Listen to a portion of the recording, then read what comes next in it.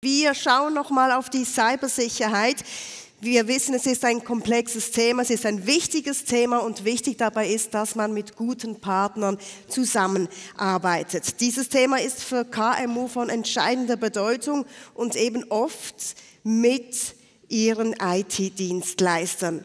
Im nächsten Referat geht es um bewährte Verfahren für eine effektive Zusammenarbeit, geteilte Verantwortlichkeiten, zwischenmenschliche Qualitäten, erforderliche technische Fähigkeiten und was hat alles noch dazu gehört, das erfahren wir nachher. Hier ist der Head Cybersecurity Advisory und Forensic Technology bei BDO Switzerland. Bienvenue sur la scène, Nicolas Germicke.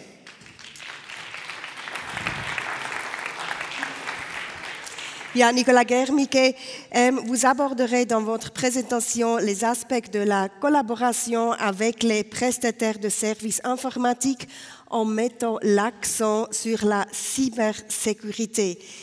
Qu'est-ce qui vous a poussé à pencher sur cette question? Alors, dans mon travail journalier, je suis en contact tous les jours avec les PME. Et je remarque justement que les besoins et les choses ne sont pas forcément claires sur la collaboration avec le prestataire informatique. Et je pense qu'il y a des points importants à respecter, de travailler avec le ou les bons prestataires informatiques. Et c'est justement le sujet qu'on va aborder avec cette présentation. Alors, super. Nous sommes très heureux que vous êtes ici. Merci beaucoup. Ihnen wünsche ich noch viel Vergnügen beim letzten Referat mit Nicolas Germicke. Merci beaucoup. La scène est à vous. Merci beaucoup. Bonjour mesdames et messieurs, comme nous avons entendu avant avec la présentation de Bedina, la collaboration avec le ou les bons prestataires est vraiment cruciale pour une bonne cybersécurité.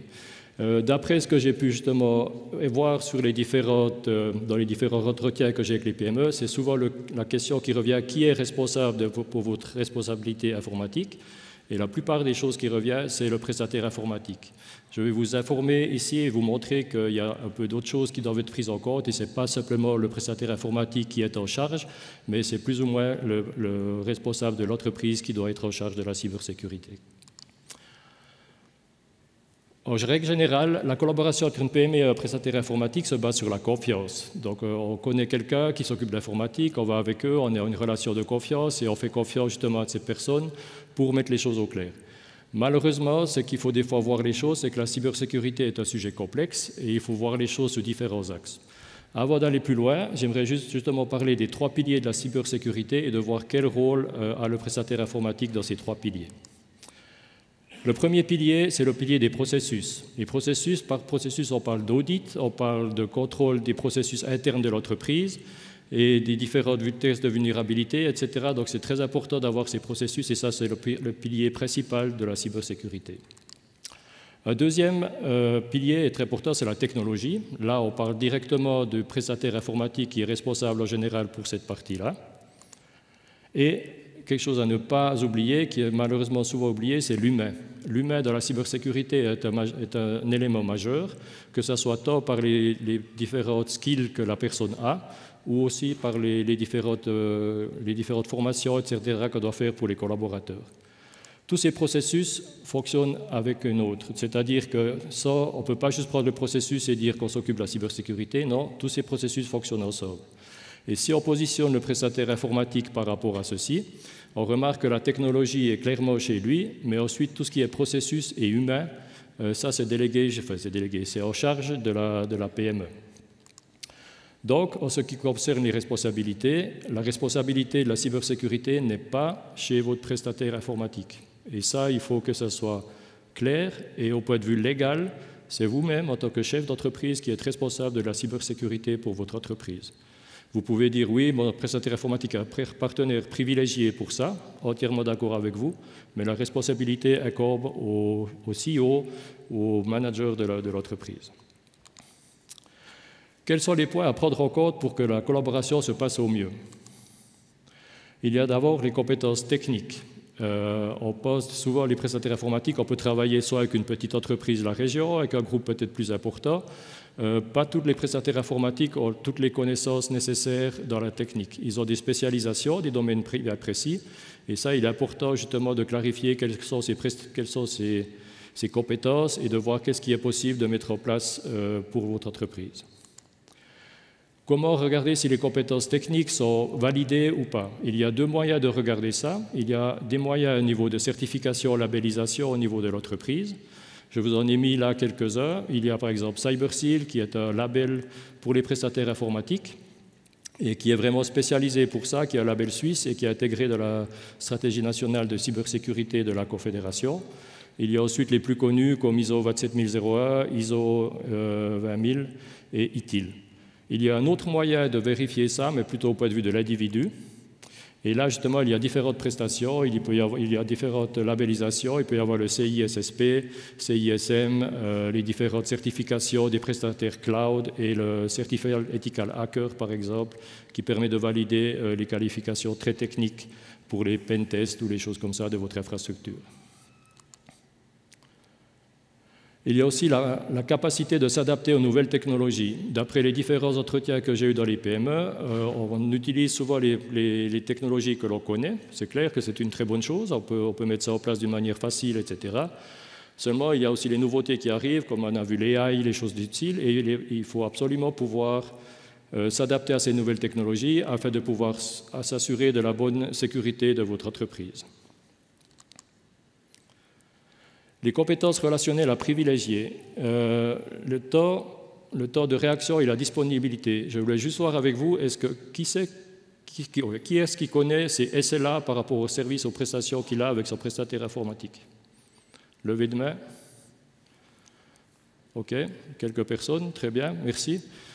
Juste pour quelques informations, les SLA sont primordiales. Ça permet de définir à quel laps de temps vos infrastructures est disponible, quel est le temps disponible pour les shutdowns, etc. Donc, ce qui permet de regarder quel est le temps disponible pour ces infrastructures. Si vous n'avez pas clarifié ça pour vos différentes infrastructures, je vous conseille vivement de régler ça avec votre prestataire informatique. Le support après-vente, c'est peut-être quelque chose qui paraît logique, seulement on a déjà remarqué que beaucoup de prestataires ne sont pas forcément disponibles ou ont trop de travail, etc. Et il est vraiment crucial pour la collaboration du prestataire d'être en mesure de fournir un support en temps et en heure terminée. Une communication transparente et claire. On a vu avant avec Bettina qu'il est important de pouvoir avoir une relation claire avec son prestataire informatique en cas d'incident cyber. Il est vraiment important de pouvoir clarifier ça. Est-ce qu'il est disponible aussi le week-end en cas d'incident cyber? Comment est-ce que c'est réglé? Et différentes choses doivent être vraiment définies à l'avance. Une fois que l'incident est là, si vous ne savez pas comment contacter votre prestataire informatique pour avoir du soutien et pour voir les choses en amont, ça va être compliqué de commencer et de régler les choses d'une bonne manière. La flexibilité, la capacité de s'adapter à vos besoins. La meilleure des manières, c'est toujours d'écouter le client, qu'est-ce qu'il a besoin, et de fournir ce que le client a besoin. Et pas que le client doive modifier ses processus pour s'adapter aux différentes plateformes, aux différents services. C'est clair que le but est de pouvoir utiliser les différentes plateformes sans trop de modifications, mais il est important que le prestataire informatique écoute vos besoins et met ça en place afin de répondre à vos besoins. Les besoins de l'entreprise, donc justement vos objectifs d'affaires, comment est-ce qu'ils peuvent soutenir ça, comment est-ce qu'ils peuvent vous permettre peut-être d'accélérer vos différents processus, comment est-ce qu'il vous permet de mettre ça en place, ça c'est aussi quelque chose de très important à voir. La transparence des coûts et des facturations, respect des délais, c'est toujours des choses qui paraissent très ordinaires et à voir. On remarque justement dans les différentes discussions que ces choses-là ne sont vraiment pas mises pas au clair, que lorsqu'on pose quelques questions un peu pour faire des plans de simulation, des choses comme ça, on remarque que la plupart des questions restent sans réponse ou sont des questions vastes, des réponses vastes. Quelque chose de primordial, le prestataire informatique, si vous fournissez un service informatique, il doit être garant de la protection des données, de la vie privée et de la sécurité des données. Ça, c'est primordial. Donc, si vous êtes en discussion avec votre prestataire informatique, je vous recommande vraiment de régler ça et de voir si c'est bien respecté. Il y a de plus en plus maintenant GDPR, il y a aussi le NIS 2 qui va arriver, même si beaucoup de personnes pensent que vous ne serez pas confronté à ça, etc. N'oubliez pas que NIS 2 concerne aussi les fournisseurs. Donc avec la chaîne, c'est qu'il y a beaucoup de choses que vous soyez aussi concernés par NIS 2, même qu'on pense que c'est européen, mais ça va certainement arriver en Suisse.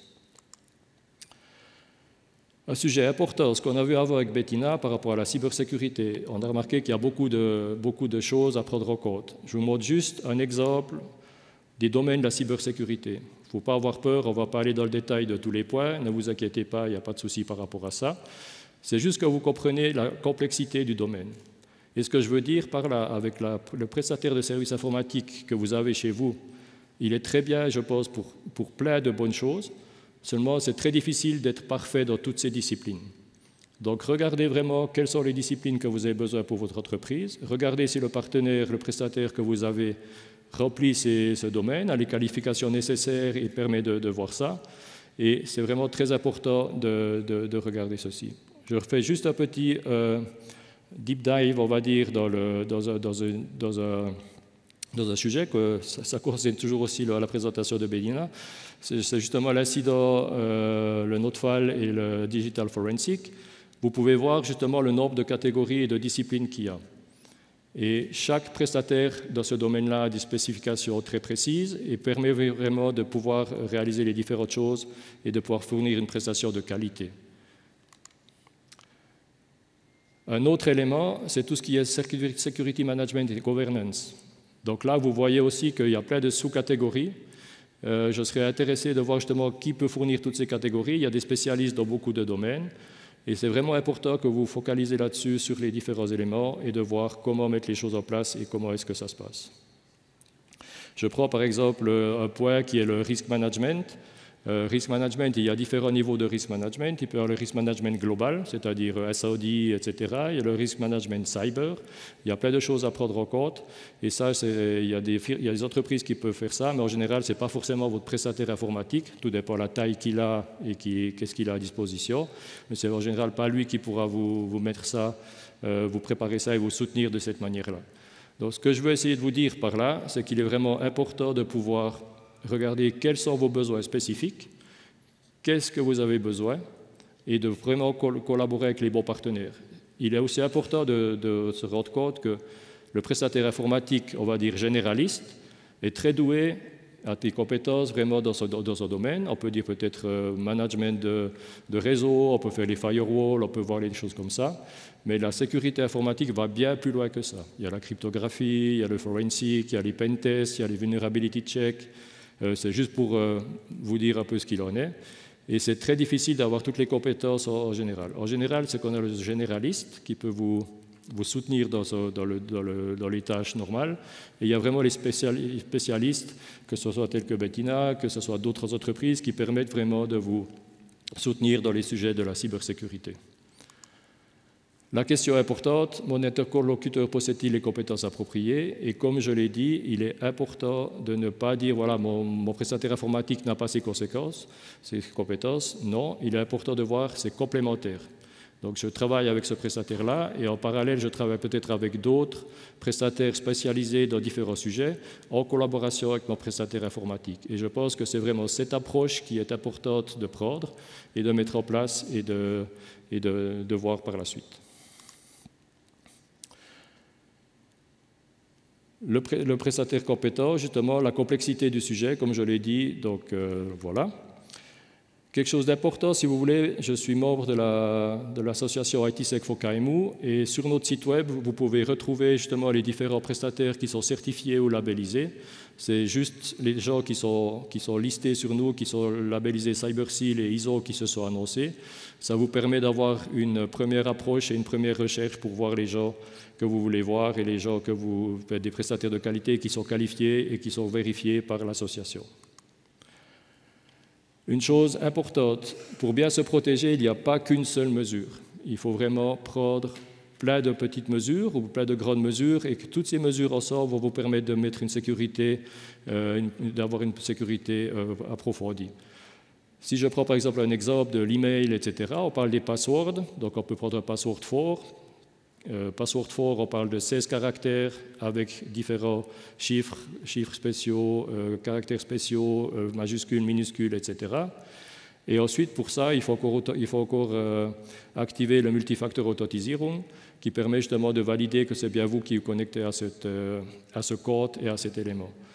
Je vous conseille également vraiment d'activer le multifacteur Automatisierung. C'est vraiment la chose qui vous permet de vous protéger par rapport au vol d'identité et par rapport à ces différents sujets.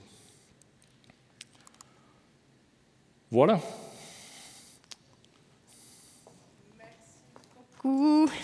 Merci beaucoup.